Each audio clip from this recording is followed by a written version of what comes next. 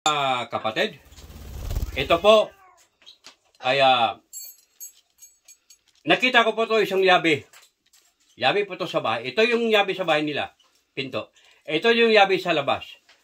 Sa katabi ko lang to sa bahay ko mismo. Katabi ko lang mismo. Guys, kung ako pa lang ang isang taong mapagsamantala, pag-uwi nila sa bahay, bukas ng kanilang bahay, wala na ang kanilang kayamanan sa loob ng pamahay nila. Guys, sabi ko nga sa inyo, hindi ako nag-interes kung anuman ang mayroon na hindi ko pinaghirapan. Sabi ko nga sa inyo, sa noon pa man, nakapulot ako ng 2,000 euro. Pauwi ako sa Pilipinas kinabukasan. Pero, binalik ko pa sa may-ari ang pera.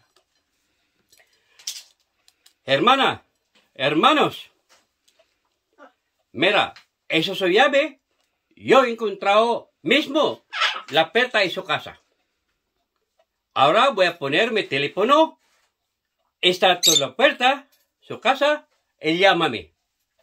Ang sabi ko, mga mahal kong kapatid, ito pong llave ninyo, napulot ko, nakita ko sa mismo sa pinto ninyo, ito. Ilagay ko yung telephone number mo. Tawagan mo ako. Kahit katabi ko lang guys. Telephone number ko lang ilagay. Ito guys. Hindi mo sa pagano. Sabi ko nga sa inyo. Dito sa baba namin noon.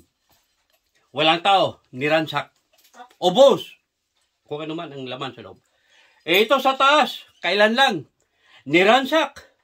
Ubos. Walang natira. Ganun guys, ang buhay dito sa Barcelona. May mga taong mapagsamantala. Pero sa awa ng Diyos, ito po ang inyong kapatid, Golpe Steward.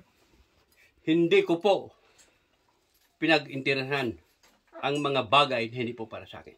Muli, hola, hermana, hermanos. Yo que trato, encontraste tu llave, eso casa donde está ahí la puerta.